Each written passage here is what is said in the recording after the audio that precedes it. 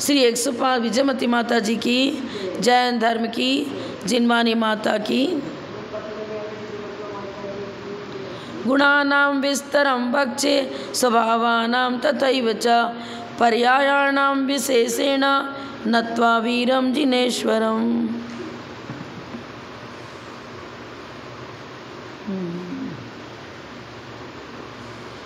पृष्ठ नंबर 187, सूत्र नंबर 194। शुद्ध पर्याय एवार्थ प्रयोजनम अस्येति शुद्ध पर्यायार्थिकः।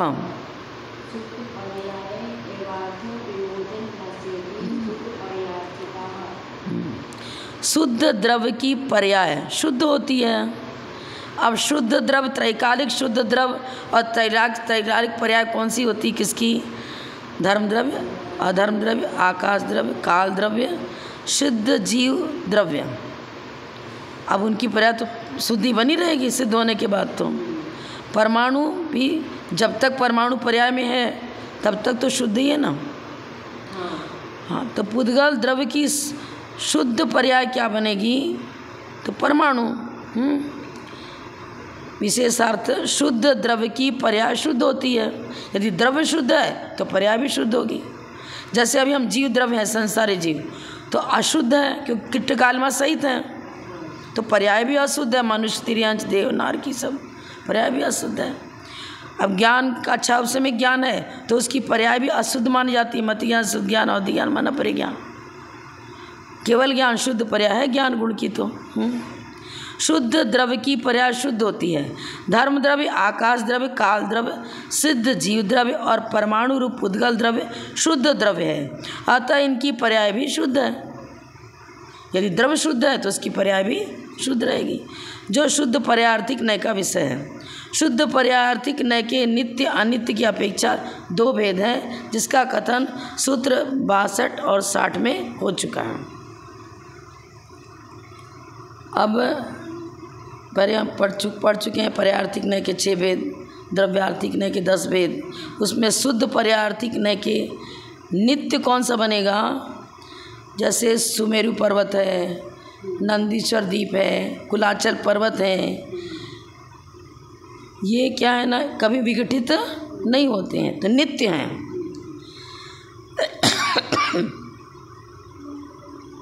और अनित्य की अपेक्षा दो भेद हैं।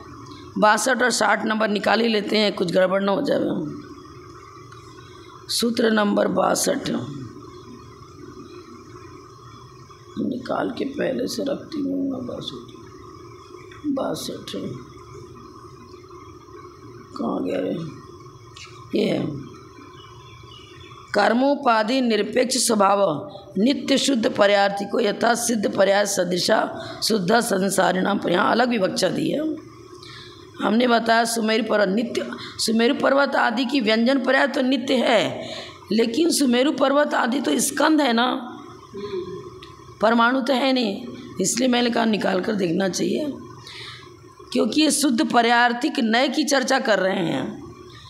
तो और नित्य अनित्य की अपेक्षा दो भेद बता रहे हैं। अब यहाँ वस्तु स्वरूप की चर्चा करेंगे। वस्तु का स्वरूप, स्वरूप कहीं परिवर्तित होता है क्या?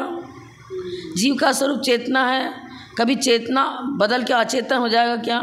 नहीं, उसका चैतन्य स्वभाव नित्य है जीव द्रव्य का, और त्रैकालिक है, नित्य है।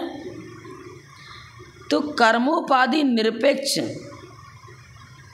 कर्मोपाधि निरपेक्ष अगर इस दृष्टि से हम देखते हैं तो नित्य शुद्ध पर्यायार्थिक नय सिद्ध पर्याय सदृश शुद्धा संसारिणाम पर्याय, संसारी जीवों की पर्याय हुई शुद्ध मानी जाएगी। क्योंकि विशेषण क्या लगा दिया इन्होंने? कर्मोपाधि निरपेक्ष। कर्मोपाधि निरपेक्ष की अपेक्षा वस्तु के स्वरूप की चर्चा कर रहे हैं। अग्नि का स्वरूप क्या है? दाहकत्व, प्रकाशकत्व, वो उससे कभी अलग होगा क्या? नहीं होगा। जीव का स्वरूप चैतन्य, पुद्गल का स्वरूप वर्ण, गंध, रस, स्पर्श। तो यहाँ स्वरूप की चाहे संसारी अवस्था में हो या सिद्ध पर्याय में हो, संसार अवस्था की पर्याय चल रही हो या सिद्ध पर्याय चल रही हो, यहाँ स्वरूप की चर्चा करेंगे तो स्वरूप भी तो जीव का संसार अवस्था में भी चैतन्य स्वरूप ही उसका। तो संसारी पर्याय में है, लेकिन स्वरूप की चर्चा कर रहे हैं ना, क्योंकि लिख दिया क्या, कर्मोपाधि निरपेक्ष। अब कर्मोपाधि निरपेक्ष विषय विचार करेंगे तो वस्तु का स्वरूप तो नित्य, स्वरूप का कभी अभाव होता ही नहीं, हो तो नित्य ही है। किसी पर्याय में चले जाओ, चेतना उसके साथ साथ रहेगी, स्वरूप तो उसका वही रहेगा। रत्नत्रय वस्तु, जहाँ जहाँ जीव वहाँ वहाँ रत्नत्रय, जहाँ जहाँ रत्नत्रय वहाँ वहाँ जीव। हमने दृष्टिकोण क्या दिया, कर्मोपाधि निरपेक्ष। हाँ, कर्मो निरपेक्ष विवक्षा चल रही है, कर्मोपाधि निरपेक्ष स्वभाव की विवक्षा, कथन नहीं है ना, नहीं तो कथन प्रणाली को नहीं कहते हैं, कथन प्रणाली को नहीं कहते हैं ना।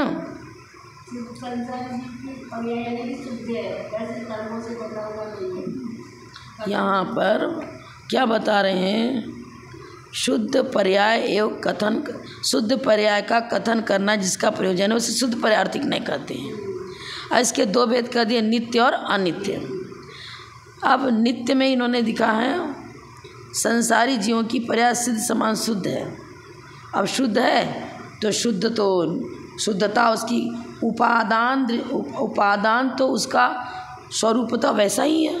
संसार में रहो चाहे मोक्ष चले जाओ, मोक्ष जाने आने के बाद स्वरूप परिवर्तन नहीं हुआ, संसार में तब भी स्वरूप परिवर्तन नहीं हुआ। किट्ट कालिमा सहित है सोना, लेकिन सोना ने अपने स्वभाव थोड़ी छोड़ दिया, किट्ट कालिमा हट जाएगी तो उसकी, अब यहाँ पर स्वरूप की चर्चा ले रहे हैं। तो अब अनित्य में क्या लिखा, सूत्र नंबर 60, द्रव्य को गौण कर दिया, उत्पाद और व्यय को मुख्य बनाकर कथन किया। तो अगुण गुण के निमित्त से जो प्रति समय होने वाला परिणमन है वो उसको लिया इन्होंने, षड्गुण हानि वृद्धि रूप निरंतर प्रति समय होने वाला परिणमन, द्रव्य पक्ष को गौण कर दिया और उत्पाद व्यय की मुख्यतापूर्वक कथन करेंगे तो उसको ले लिया शुद्ध पर्याय। अगुण लौट के निमित्त से, अगुण गुण के निमित्त से होने वाला जो प्रतिसमय परिणमन है उसको हम शुद्ध पर्याय कहेंगे। शुद्ध क्यों लगा दिया, द्रव्य को गौण किया ना उन्होंने, हाँ इसलिए वही चर्चा हम पहले करी थी, तो क्लियर हो गया ना। सुमेरु आदि तो चूंकि हमने तुरंत ध्यान में आया कि भाई ये तो स्कंद है, तो स्कंद तो अशुद्ध व्यंजन पर्याय में ही आएगी। हाँ, परमाणु आएगा, शुद्ध पुद्गल द्रव्य है, इसलिए परमाणु उसकी शुद्ध पर्याय हो गई। शुद्ध पर्यायर्थिक नय का विषय परमाणु बनेगा। और नित्य अनित्य की अपेक्षा उसके जो दो भेद कर रहे हैं, अब शुद्ध पर्याय में क्या करते हैं, जब भी शुद्ध पर्याय की चर्चा करेंगे तो अनित्यता मुख्य हो गई, पर्याय तो नित्य अनित्य को ग्रहण करने वाला पर्यायर्थिक ने, नित्य को ग्रहण करने वाला द्रव्यार्थिक ने, तो अनित्य को ग्रहण कर। अब यहाँ तो यहाँ पर्याय के भी नित्य और नित्य दो भेद कर रहे हैं। हम तो उत्पाद और व्यय को पर्यायर्थिक नय का विषय लेते हैं, द्रव्य को द्रव्यार्थिक नय का विषय लेते हैं। लेकिन यहाँ पर क्या बता रहे हैं, शुद्ध पर्याय की चर्चा कर रहे हैं। अब शुद्ध पर्याय में लेंगे तो हमें विवक्षा क्या देनी पड़ेगी, दृष्टिकोण हमें ऐसा बनाना पड़ेगा जहाँ उत्पाद व्यय को तो मुख्य बनाया गया है लेकिन द्रव्य पक्ष को गौण कर दिया गया, वो शुद्ध पर्याय बनेगी। उत्पाद व्यय को तो हम मुख्य बना रहे हैं तो क्या हो जाएगा, अनित्य। अगुण गुण के निमित्त से नित्य प्रति समय परिणमन हो रहा है, अनित्य हो गया। अब जब नित्य की चर्चा करेंगे ना तो वस्तु का स्वरूप आ जाएगा। क्या देना,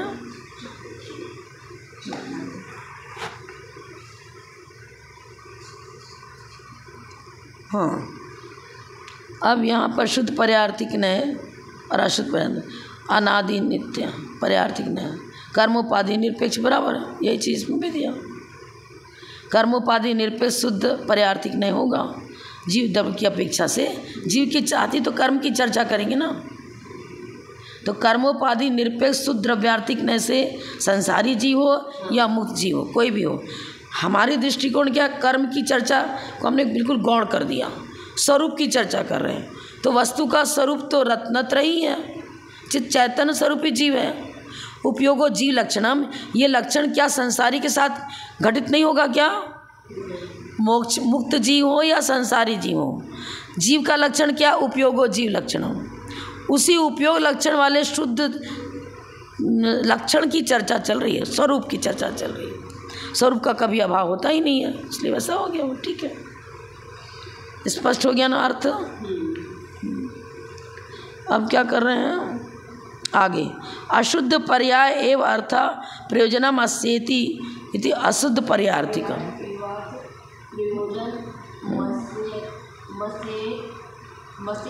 हाँ, इसका संधि विच्छेद करेंगे तो प्रयोजनम प्लस अस्य प्लस इति प्लस अशुद्ध, संधि विच्छेद। अस्य जिसने की चर्चा कर रहे उसके लिए अस शब्द का प्रयोग किया। अस्य माने अशुद्ध पर्याय, अशुद्ध पर्याय का कथन करना ही जिसका प्रयोजन है। अस्य उसका, उसको क्या कहेंगे? अशुद्ध पर्यायार्थिक ने। अशुद्ध पर्याय जिसका कथन करना जिसका प्रयोजन है वह अशुद्ध पर्यायार्थिक ने है। पुद्गल की द्वयाणुक आदि स्कंद पर्याय और कर्मोपाधि सहित जीव की नर नारक आदि पर्याय, हाँ, अशुद्ध पर्याय हो गए। बताओ, है पर्यायार्थिक नहीं, लेकिन शुद्ध अशुद्ध विशेषण लगा दिया, तब शुद्ध विशेषण लगाओ तो कर्मोपाधि निरपेक्ष लगा दो, और अशुद्ध विशेषण लगाओ तो कर्मोपाधि सापेक्ष लगा दो। कर्मोपाधि सापेक्ष चर्चा करेंगे तो अशुद्ध पर्याय की चर्चा हो गई, कर्मोपाधि निरपेक्ष लगाएंगे तो शुद्ध पर्याय की चर्चा हो गई। ये चीज़ है। और उत्पाद व्यय ध्रुवयुक्तम सत, तो उत्पाद व्यय को मुख्यता लगा करके चर्चा करेंगे, शुद्ध पर्याय की चर्चा हो गई। और ध्रुव सापेक्ष, उत्पाद व्यय ध्रुव सापेक्ष, तीनों को लगा लेंगे तो अशुद्ध पर्याय हो जाएगी। स्कंद को बताया ना इन्होंने, स्कंद द्वयाणुक आदि, चाहे सुमेरु पर्वत आदि हो, चाहे नंदीसर द्वीप की रचना हो, है तो स्कंद, तो उसको अशुद्ध पर्याय मिलेंगे स्कंद को। अगर पुद्गल द्रव्य की चर्चा कर रहे हैं ना तो स्कंद को क्या कहेंगे? अशुद्ध पर्याय में। और परमाणु जब बिल्कुल शुद्ध है वो शुद्ध पर्याय हो गया। पुद्गल द्रव्य में परमाणु शुद्ध पर्याय और स्कंद अशुद्ध पर्याय। जीव की चर्चा करेंगे तो शुद्ध पर्याय ले रहे हैं तो कर्मोपाधि निरपेक्ष चर्चा करो, और कर्मोपाधि सापेक्ष चर्चा करेंगे तो अशुद्ध पर्याय आ जाएगी। इस प्रकार पर्यायार्थिक ने के व्युत्पत्ति का कथन हुआ। यहाँ व्युत्पत्ति शब्द लगा दिया है, माने व्युत्पत्ति किसे कहते हैं? व्याकरण आदि की अपेक्षा से जो चर्चा करते हैं ना, अशुद्ध, शुद्ध नहीं है, नए समास हो गया ना, शुद्ध। अब ये शब्द की अपेक्षा चर्चा करें, लेकिन सही पूछो ना तो जो अब ये शुद्ध पर्याय का कथन करना इसका प्रयोजन है। अब पर्याय तो नर नारक आदि जो है ना संसारी जीवों की अशुद्ध चल रही है, अब तुम फिर लिख रहे हो कि अब यहाँ वो चीज़ लेना पड़ेगा जो तत्वार्थ सूत्र में दिया ना, उत्पाद व ध्रुवयुक्तम सत्य। जब हम ध्रुव्य को गौण कर देते हैं और उत्पाद व्यय की चर्चा कर रहे हैं तो माने ध्रुव्य की गौणता, ध्रुव्य को गौण करके कहो, चाहे उसको अपेक्षा न ले, निरपेक्ष कर दो, ध्रुव पक्ष को निरपेक्ष कर दो, और उत्पाद व्यय को ही मुख्य ले कथन करो, तो ही आगु लघु के निमित्त से होने वाला प्रतिसमय परिणमन है वो शुद्ध पर्यायार्थिक ने का विषय बनेगा। अब ध्रुव को सापेक्ष कर देंगे, ध्रुव सापेक्ष करेंगे तो अशुद्ध पर्याय बन जाएगी। चार्ट इन्होंने दिया है लेकिन उसको क्लियर कर भी तो करना पड़ेगा ना हमें, क्यों ऐसा, क्यों कर्मोपाधि निरपेक्ष सापेक्ष लगा दिया? तो कर्मोपाधि सापेक्ष लगा रहे हैं तो हो जाएगा अशुद्ध, और निरपेक्ष लगा रहे हैं तो शुद्ध। संसारी जीव शुद्ध नहीं है। दृष्टिकोण हमारा क्या है? अगर हम इस नए को नहीं जानेंगे तो हमारी शुद्धोपयोग की भूमिका प्रकट ही नहीं होगी कभी। हम ये सोचते रहेंगे हम तो संसारी हैं, हमारे साथ तो कर्म किट्टमा लगी हुई है, कर्म कारमा लगी हुई है, हमारा तो अशुद्ध चीज, हम तो अशुद्ध है, अशुद्ध है। नहीं, ये नए क्या बता रहा है? वस्तु स्वरूप का चिंतन करो। स्वरूप तो तुम्हारा वैसा ही जैसा सिद्ध भगवान का है। वो खान से सोना निकला, अब आप बेचने जा रहे हो तो वो देख रहा है जौहरी है, वो अशुद्ध सोना में भी कितना परसेंटेज में शुद्ध द्रव्य है वो उसको वही नज़र आ रहा है। किट्टकालमा की तरफ से उसकी दृष्टि हट रही है, किट्टकालमा को किट्टकालमा के रूप में देख रहा है, स्वर्णत्व को स्वर्णत्व के रूप में देख रहा है। इसी तरह भेद विज्ञान हमें जीवन में पैदा करना है तो हम ये समझेंगे जो ये शरीर आदि हैं, द्रव्य कर्म नो कर्म भाव है, सब तो पौद्गलिक है, कर्मजन्य है, मतलब भाव कर्म कहो तो कर्मजन्य है, और जो जो कर्मजन्य है वो मेरा स्वरूप नहीं है। तो संसार में रहते हुए हमें ये विचार करना है स्वरूप तो मेरा वही है जो सिद्ध भगवान का है, रत्नत्रय ज्योति स्वरूप ही मैं हूँ। अब इस चिंतन के समय क्या लगेगा, शुद्ध पर्यायार्थिक नय का कथन करना। अशुद्ध पर्याय की मौजूदगी में भी हम अपने अंदर रहने वाले स्वरूप का विचार कर रहे हैं। स्वरूप तो नित्य शुद्ध पर्याय, नित्य शुद्ध पर्याय माने मेरा स्वरूप तो नित्य है, नित्य शुद्ध पर्याय। और जब अनित्य शुद्ध पर्याय की चर्चा करेंगे तो सूक्ष्म ऋजु सूत्र नय का विषय आ गया। सूक्ष्म ऋजु सूत्र नय का क्या कहता है, प्रति समय विघटन हो रहा है, उत्पाद व्यय उत्पन्न हो रही है, विघटन हो रही है, माने उत्पाद और व्यय की मुख्यता लेकर चल रहा है, और प्रति समय होने वाला परिणाम हो गया।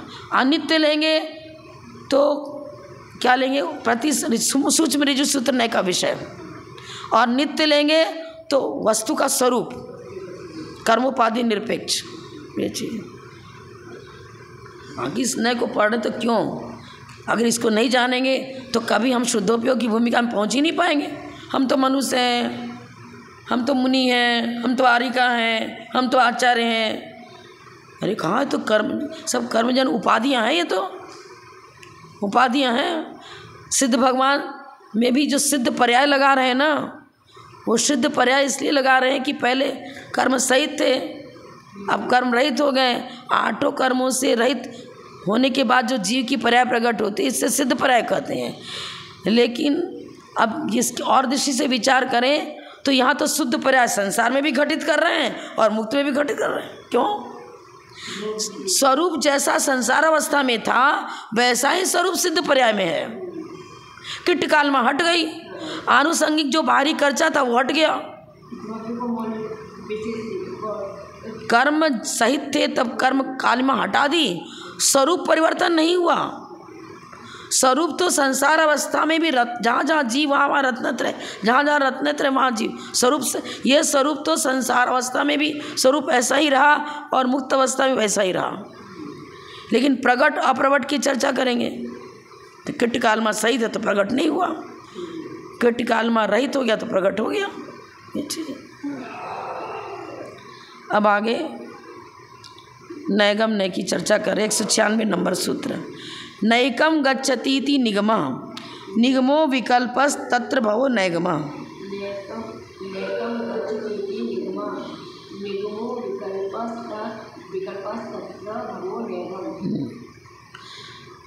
नैकम गच्छति, जो एक को विषय नहीं करता, कि ना उसको क्या करें, यद्यपि नैगम नय द्रव्यार्थिक नय का विषय है, लेकिन वस्तु सामने नहीं है, संकल्प मात्र।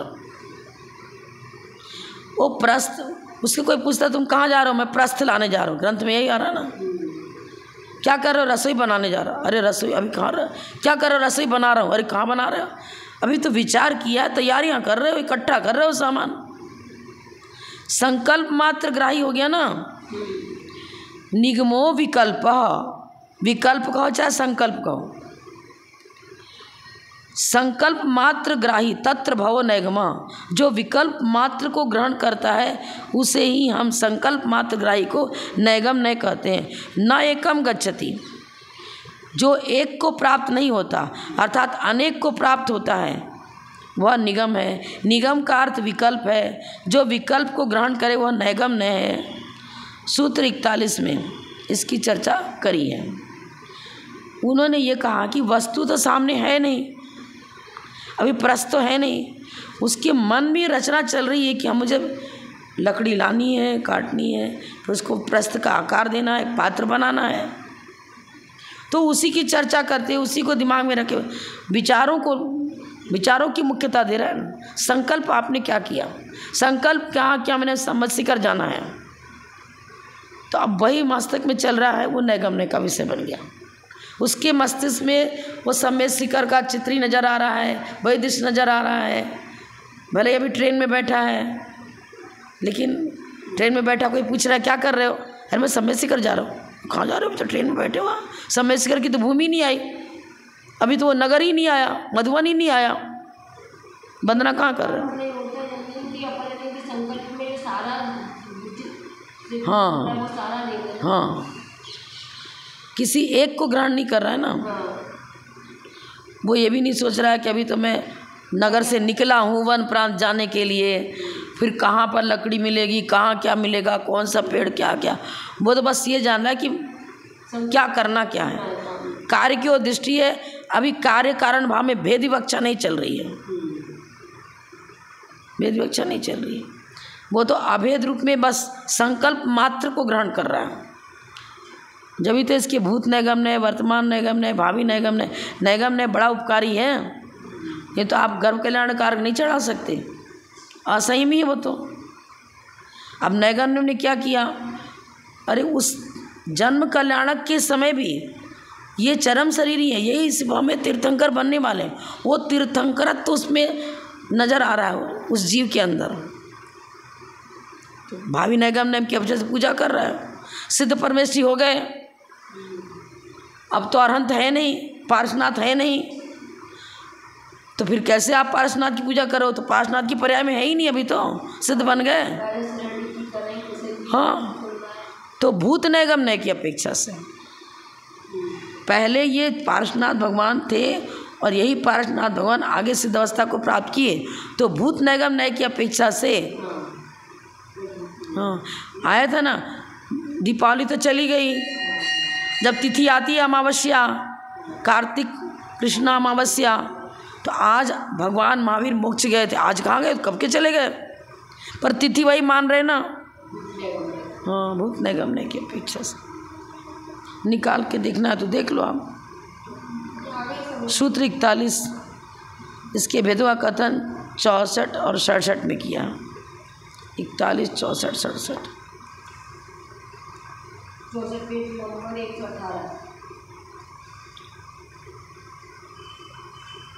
118 और नैगम्य के 3 भेद किए ना, वही है। आज दीपावली अतीत, अतीत में वर्तमान का आरोप करके कथन कर रहे हैं, तो भूत नैगम्य हो गया। हाँ, आगे का कथन करेंगे भावी काल है। अभी कार्य प्रारंभ नहीं किया है, प्रारंभ कर दिया, कुछ निष्पन्न है कुछ अनिष्पन्न है, वो वर्तमान नैगम्य बन जाएगा। भावी नैगम्य अरहन सिद्ध एवं अरहंत अवस्था में, अरे सिद्ध हो ही चुके, क्योंकि सिद्ध होना ही, आगे जन्म लेना ही नहीं है। भावी नैगम्य, भूत नैगम्य में दीपावली वाला उदाहरण ले लिया। आज भगवान महावीर स्वामी मोक्ष गए, अरहंत सिद्ध, अरहंत अवस्था में है, और तभी सारे सिद्ध हो ही गए। अब तो क्या है, क्या रखा है इसमें। हाँ, भाविनी भूतवत कथनम, आगे होने वाली पर्याय उसको पहले ही स्वीकार कर लेना। अभी सिद्ध हुए नहीं है, अरहंत अवस्था में, तो अभी हम कह रहे हैं अरहंत सिद्ध ही है, अरहंत को सिद्ध ही है अब कह रहे हैं। क्यों, आगे जन्म लेना ही नहीं है, तो सिद्ध अवस्था इनको मिलनी मिली, परमानेंट पोस्ट हो गया उनका। तो मान लो सिद्ध पर्याय प्रकट हो ही गई, मान लो ऐसा। और कौन सा बतलाया था, 41 नंबर सूत्र, 41 नंबर सूत्र नैगम्य सबसे शुरू में होगा ना। नैगम्य बता रहे ना, संग्रह आ गया ये। नैगम यहाँ है, यहाँ भी यही बता रहे हैं, नैकम गच्छति निगमा, जो एक को प्राप्त नहीं होता अनेक को प्राप्त होता है। निगम का अर्थ विकल्प है, अनिष्पन्न अर्थ में संकल्प मात्र ग्रहण करता वही है। उसके दिमाग में तो वो चीज़ जो संकल्प है वो घूम रहा है। अभी सामने ना अग्नि है ना जल है, चावल भी सामने मौजूद नहीं है। अभी तो मंदिर से निकला है, घर जाऊंगा, भात पकाऊंगा, भोजन बनाना है, मेरा समय हो गया है। तो रसोई घर में अभी पहुंचूंगा ये तो सोच रहा है, जाएगा फिर सामग्री इकट्ठा करेगा।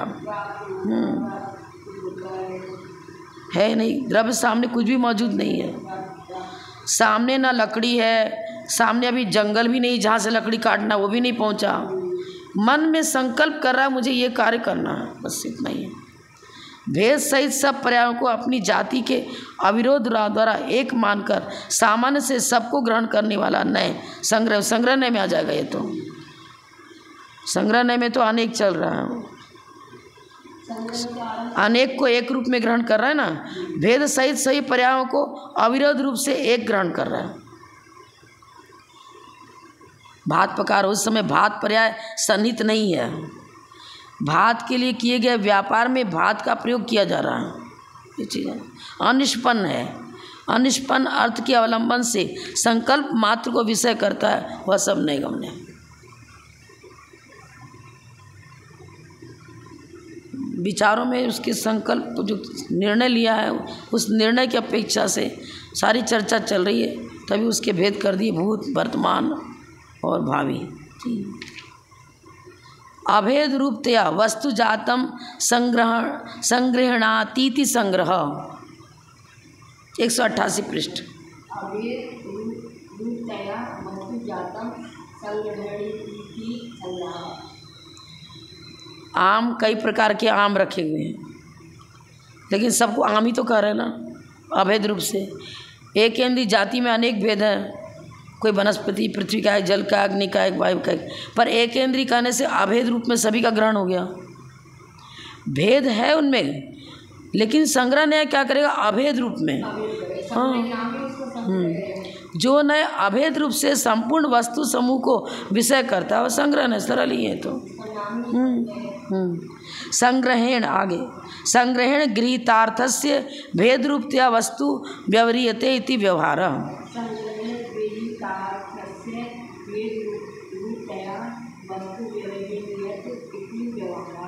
संग्रह के द्वारा ग्रहण किए गए पदार्थ में भेद रूप जो कथन करता है उसे हम व्यवहार नहीं कहते हैं। इन्होंने संग्रह ने से गृहीत अर्थ क्यों ले लिया? वस्तु सामान्य विशेषात्मक है, उत्पाद व ध्रुवयुक्तम सत, क्योंकि नए सम्यक नहीं लेना पड़ेगा ना। आप ठीक है, हमने कहा एक केंद्रीय कहा तो पृथ्वी का, जल का, अग्नि का ही कहीं ग्रहण होगा। ये नहीं कि आप संग्रह नाम है एक केंद्रीय में दो चींटी को भी ले लो, मच्छर को भी ले लो, मनुष्य को भी ले लो। अरे जीव में भेद करना है तो किसी को ले लो, मतलब ऐसा नहीं। संग्रह में भी विवक्षाएं हैं अपने हिसाब से। यदि हम जीव मात्र कहते तो संसारी मुक्त दोनों का ग्रहण हो गया। अब हम संसारी और मुक्त दो भेद किए, अब संसारी के भी अनेक भेद। एक केंद्रीय में कहा, एक केंद्रीय को हमने संग्रह के रूप में ग्रहण किया, पर एक केंद्रीय के अनेक भेद, पृथ्वी का, जल का, अग्नि का, एक वायु का, एक वनस्पति, जिसमें जिस प्रकार का भेद संभव है, संग्रह ने भी एक अवान्तर भेद, एक मुख्य रूप में सत्ता मात्र ग्राही, माने महास्कंद रूप में लेते हैं जिसको, और महास्कंद फिर हमने भेद किया। संग्रह ने जब तक भेद समाप्त नहीं होता है पूरी तरह, तब तक भेद करते चले जाते हैं। हमने संग्रह का विषय एक केंद्रीय जीव बनाया, मान लो अभी संग्रह ने, क्योंकि इसमें भेद संभव है। अब संग्रह के द्वारा गृहीत अर्थ में अब व्यवहार नहीं क्या करेगा? देखो एक केंद्रीय के कौन कौन भेद देते हैं, दो इंद्रिय को मत ले लेना यहाँ, उसको सो स्पर्शन रसना, जिसको मात्र स्पर्शन इंद्रिय हो, ऐसा कौन कौन बनेगा? पृथ्वी का है, जल का है, अग्नि का है, वायु का है, वनस्पति का है। जिस किसी को उसमें गर्भित मत कर लेना। संग्रह के द्वारा गृहीत अर्थ में आगम विधि से ही भेद रूप व्यवहार करेगा। ये है जो गृहीत किया है, जिसको ग्रहण किया है, उसी के बारे में वर्णन करेगा। हाँ, और वो भी आगम की परिप्रेक्षा लेकर के। अरे संग्रह में तो सभी जीव आ जाते हैं ना, तो किसी का किसी में डाल दो। 2 इंद्रिय की वक्षा चल रही उसमें 1 इंद्रिय की वक्षा डाल दो, 1 इंद्रिय की वक्षा चल रही उसमें 2 इंद्रिय की वक्षा डाल दो। आम की चर्चा चल रही है उसमें केला के डाल दो, ये भी तो फल वही फल। अरे यदि हम आम को संग्रह नय के विषय में ग्रहण किया, अब क्वालिटी भेद लेंगे कि ये बीजू आम है, ये लंगड़ा आम है, ये दशहरी आम है। किसी एक टॉपिक को संग्रह के रूप में ग्रहण किया, कौन सा टॉपिक आपने आप 1 इंद्रिय को संग्रह नय का विषय बनाया, अब उसमें हम क्वालिटी भेद दिखा रहे हैं, व्यवहार नहीं हो गया। हमने मनुष्य को बनाया, अब मनुष्य 2 प्रकार के, भोगभूमिज मनुष्य, कर्मभूमिज मनुष्य। कर्मभूमिज मनुष्य में भी और भेद करते चले जाओ, बहुत सारे शुभाशुभ नाम कर्म के अनुसार बहुत सारे भेद पड़ जाएंगे मनुष्य में भी। कोई तो उच्च गोत्री है, कोई नीच गोत्री है, हाँ चला महापुरुषों में है, कोई सामान्य है, उनके जन्म आदि की विवक्षा लेकर बहुत सारे भेद बन जाएंगे ना। हाँ, नहीं तो सीधे बोलते थे वस्तु भेद करना व्यवहार नहीं, भेद रूप कथन करता व्यवहार नहीं। भेद रूप कथन तो करता है लेकिन व्यवस्थित भेद करेगा, अव्यवस्थित भेद नहीं करेगा। व्यवस्थित ढंग से भेद करेगा, अव्यवस्थित भेद नहीं करेगा। अव्यवस्थित भेद में जिसका जिसमें नहीं घुसा देगा, ये चीज संग्रह नय में अवान्तर भेद भी आता है। एक महास्कंद के रूप में तो पूरा आ गया। अवान्तर भेद जीव कहा तो सामान्य और विशेष।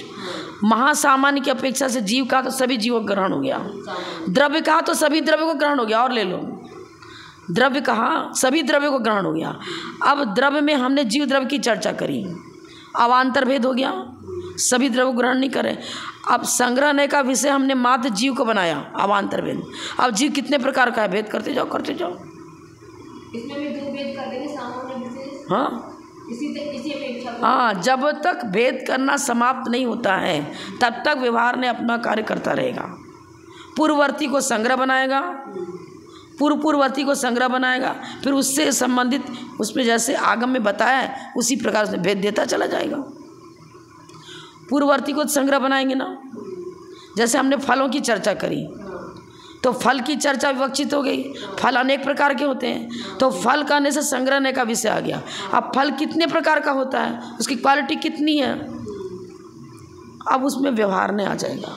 अभेद में भेद करना, आम का ग्रुप हो गया, फिर उसमें हमने कहा कि दशहरी है, हाँ तो दशहरी में भी अब इसको भी संग्रह करके फिर व्यवहार करेगा। क्वालिटी भेद है ना, जब तक क्वालिटी भेद पाया जाएगा तब तक व्यवहार ने उसमें भेद करता चला जाएगा। अभेद रूप कथन, भेद रूप कथन, अभेद रूप कथन संग्रह नय का, उसी अभेद में आगम विधि के अनुसार भेद रूप उसकी चर्चा करता है, वो व्यवहार नहीं हो गया। ये चीज़ अब ऋजु सूत्र नय की चर्चा कर रहे हैं। माने व्यवस्थित भेद करेंगे हम, अव्यवस्थित ढंग से भेद नहीं करेंगे। चीज़ है ऋजु प्रांजलम सूत्रयति इति ऋजु सूत्र नय। ऋजु माने सरल, ऋजु सूत्र पर्यायार्थिक नय का विषय हो गया। पर्याय काल भेद पूर्वक चर्चा प्रारंभ हुई। कितने प्रकार के नय बताए गए, नैगम संग्रह व्यवहार ऋजु सब समय विरूढ़ एवं भूतान्या। नैगम संग्रह और व्यवहार 3 को द्रव्यार्थिक नय कहा, क्योंकि यहाँ तक काल भेद की चर्चा नहीं है। बैठ जाओ, काल भेद की चर्चा नहीं है। जब से काल भेद की चर्चा प्रारंभ होगी तब से पर्यायार्थिक नय अवतरित होगा। काल भेद पूर्वक जब तक काल भेद की चर्चा नहीं है तब तक वो द्रव्यार्थिक नय। नैगम संग्रह और व्यवहार, व्यवहार नय से जिसको आप आज आम कहते हो, पहले भी उसको आम ही कहा जाता था, आगे भी उसको आम ही कहा जाएगा। जिसको आज मनुष्य कहा जा रहा है, क्योंकि मनुष्य गति का उदय, बुद्धिमान मनुष्य आयु का उदय, पहले भी उसी को मनुष्य कहते थे, आज भी उसी को मनुष्य कहते, आगे भी उसी को मनुष्य कहेंगे जिसकी बुद्धिमान मनुष्य आयु चलती हो और बुद्धिमान मनुष्य गति चलती हो। कालभेद कहाँ, तीनों कालों में परिभाषा एक जैसी बन रही है, चाहे भूतकाल हो, चाहे वर्तमान काल हो, चाहे भविष्य काल हो। स्वरूप लक्षण क्या बता रहे हैं? मनुष्य गति, नाम, कर्म का उदय और बुद्धिमान मनुष्य का आयु का होना, उसी को हम मनुष्य कहते हैं। कालभेद कहाँ बन रहा है? पूर्व काल माने भूतकाल में भी परिभाषा यही थी, वर्तमान काल में परिभाषा यही है, भविष्य काल में परिभाषा यही है। मनुष्य किसे कहते हैं? यही परिभाषा हुई ना। अब काल भेद पूर्वक चर्चा होगी, तो काल भेद पूर्वक चर्चा क्या होगी? अरे अभी हम मनुष्य हैं, लेकिन पहले हम संभव किस दूसरी पर्याय में हों, आगे किस दूसरी पर्याय में जाए। त्रैकालिक हम मनुष्य नहीं है, काल भेद बोल गया ना। अरे वर्तमान में बुद्धिमान मनुष्य आयु चल रही है, इसलिए आप मनुष्य कहला रहे हो। वहाँ द्रव्य की चर्चा चल रही थी, द्रव्यार्थिक नय में काल भेद नहीं हो रहा है यहाँ। मतलब आप द्रव्य कर्मोपाधि सापेक्ष द्रव्यार्थिक नय, द्रव्य की चर्चा चल रही ना। कर्मोपाधि सापेक्ष, कर्मोपाधि सापेक्ष जिस जिस के मनुष्य गति, नाम, कर्म का उदय चल रहा है और जिसके बुद्धिमान मनुष्य आयु चलती है, वो सब मनुष्य कहलाते हैं। यह परिभाषा पूर्ववर्ती जीवों के साथ भी लागू होगी, आगे वालों की भी लागू होगी और वर्तमान वालों के भी लागू होगी। कर्मोपाधि सापेक्ष द्रव्यार्थिक नय। अब नैगम नय, संग्रह नय और व्यवहार नय, तीनों में द्रव्य की चर्चा चल रही है। वो कर्मोपाधि निरपेक्ष चर्चा भी चलती है, कर्मोपाधि सापेक्ष चर्चा भी चलती है। अन्वय द्रव्यार्थिक नय, कहीं बता उत्पाद व द्रव्य सापेक्ष द्रव्यार्थिक नय चर्चा करी ना आलेख, अब फिर से उसको थोड़ी दोहराएंगे। 10 प्रकार का द्रव्यार्थिक नय। लेकिन अब क्या हो रहा है? ये ऋजु सूत्र नय है। ऋजु सूत्र नय वर्तमान पर्याय को ही ग्रहण करता है, भूत और भावी की मुख्यता नहीं रहती इसमें। काल भेद पूर्वक चर्चा करता है, काल भेद में भी वर्तमान पर्याय को लेगा, भूत और भावी को नहीं लेगा। वर्तमान पर्याय इसे सरल, वर्तमान दिखता है ना, सरल लिख दिया ना, अवक्र। अरे भूत को तो हम नहीं समझ पाते। कोई आपसे पूछे कि पहले आप कौन सी पर्याय में थी, मुझे क्या दिख रहा है, आगे कहाँ जाओगे दिख रहा है क्या, पता चल रहा है क्या? लेकिन सरलता से अभी आप कौन हो तो बता दें, हम तो मनुष्य गति में, फिर बुद्धिमान मनुष्य आयु चल रही है। अपनी पर्याय वर्तमान बताएं और आरी कहाँ है, स्त्री पर्याय हमारी चल रही है। सरल, सरलता पूर्वक जिसको मत ज्ञान शुद्ध ज्ञान से जाना जा सकता है। जो नय ऋजु अर्थात अवक्र सरल को सूत्रित करता है अर्थात ग्रहण करता है, उसे ऋजु सूत्र नहीं कहते हैं। वर्तमान कालीन पर्याय को ग्रहण करता है। अब वर्तमान कालीन पर्याय में एक समयवर्ती पर्याय भी आएगी और अनेक समयवर्ती पर्याय भी आएगी, तो इसको सूक्ष्म ऋजु सूत्र और स्थूल ऋजु सूत्र में। स्थूल ऋजु सूत्र से अनेक समयवर्ती पर्याय को भी ले रहा हम मनुष्य हैं, पर जब से हम मनुष्य गति में आए तब से हम मनुष्य ही हैं, और जब तक ये पर्याय विघटित नहीं होती है तब तक हम मनुष्य कहलाएंगे। अनेक समयवर्ती होते हुए वर्तमान पर्याय है ना, वर्तमान की बात। हाँ यानी कि स्कूल में भी कर रहा है तो वर्तमान की, हाँ वर्तमान की पर्याय सूक्ष्म में कर रहा है तो काल, सूक्ष्म में तो प्रति समयवर्ती परिणमन, वो तो शब्द का विषय बन ही नहीं सकता, उसको शब्दों से प्रतिपादित कर ही नहीं सकते। अगुण लघु गुण के निमित्त से होने वाला परिणमन वो सूक्ष्म ऋजु सूत्र का विषय बनेगा। ये ठीक, टाइम तो हो गया 6:30 बजे।